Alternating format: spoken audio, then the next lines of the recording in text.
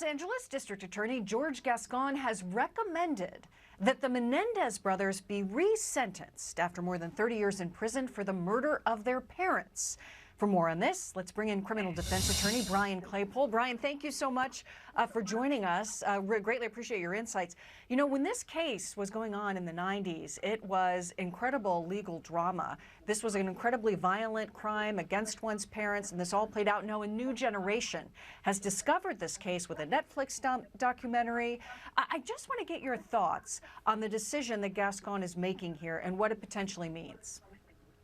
Yeah, hey, Molly, always great to be with you. Yeah, times have changed, right, from when this trial went on. I mean, it was like the trial of the decade. It was a very, like you said, violent crime. And the Menendez brothers were portrayed as, you know, two spoiled brats who killed their parents and went on a shopping spree, right? And they deserved this life without parole. Well, times have changed over the last 30, 35 years, where our society is looking more closely at child sexual abuse. And what is the impact on your mind? How does that affect how you think? And look, when you combine that with George Gascon, he's the LA County DA. Over the last 4 years, Molly, he has endorsed no cash bail. He has decided not to prosecute as serious crimes, theft, which has led to a lot of smash and grabs out here in LA County.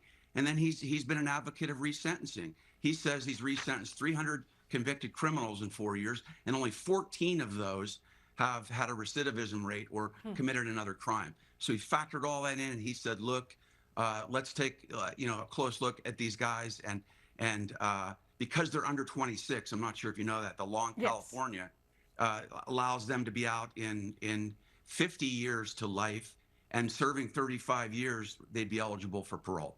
Yeah, at the time of this murder, Eric and Lyle were they were 18 and 21 years old. This happened in 1989. They were convicted, though, in 96. And as you mentioned, the perception and what people know about child sex abuse has changed in that time. They claim they were sexually molested by their father. There's also some politics potentially at play here. Gascon, he's a progressive. He's trailing, though, his more conservative challenger, Nathan Hochman. Here's a little bit of sound. This is the LA Deputy District Attorney talking about the political aspect possibly at play here. George Gascon is in the process of suffering the worst and most humiliating defeat by an elected district attorney in probably the history of the United States. He's down 30 points. He has no money. And because of that, what he's had to do is to try and generate as much publicity as he can. Your thoughts on that? Is there a political angle here? Yeah, Molly, look, I'm not a big fan of George Gascon for the reasons I just gave you, right?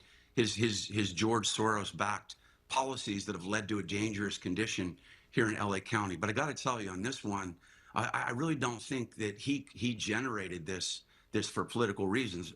Your audience has to remember that this was triggered by a note that an aunt of one of the Menendez brothers brought forward, where one of the Menendez boys said, hey, look, you know, I fear my dad. He's going to come in and do something bad to me again. I'm fearful for my life. That's new evidence, right? And there was a habeas petition that had been filed previously as well by Menendez's legal team. One thing I would question is the timing, but in terms of the substance of should the Menendez brothers be resentenced, having represented over 100 sexual abuse victims, you know, I really do think that this is the type of case that should be looked at in terms of resentencing.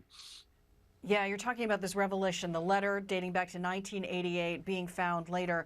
And remember, too, that there were two trials. There was one trial where there was a dramatic amount of evidence that was put in, and then another trial where there was not as much evidence to that effect regarding the child sexual abuse aspect that was not allowed. But Brian Claypole, thank you so much. Talking a little politics with us, kind of a true crime story that has really captured this whole new generation that's tuning in, and possibly some big developments to come in the weeks and months ahead. Brian Claypole, thank you very much. Griff? Yeah, thanks, Molly. All right.